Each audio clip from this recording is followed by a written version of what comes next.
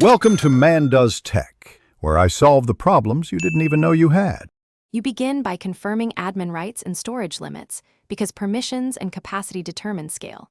Next, create a site collection and add a document library called Files.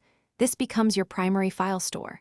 Once done, define groups and assign library-level permissions to avoid accidental wide access. Make sure to disable inheritance only where needed and enable versioning at this step so you can recover files later. These first actions establish structure, security, and basic recoverability for the file server. Now you build the middle layer, taxonomy, metadata, and sync. Create columns and content types so files carry searchable metadata rather than relying on folders alone. This improves findability and automation. Enable versioning and check-in /out to control edits and apply retention policies for compliance. Then configure OneDrive sync for teams who need offline access and set conditional access or device policies to protect data. Once configured, run a pilot with a few users to validate sync performance and metadata flows.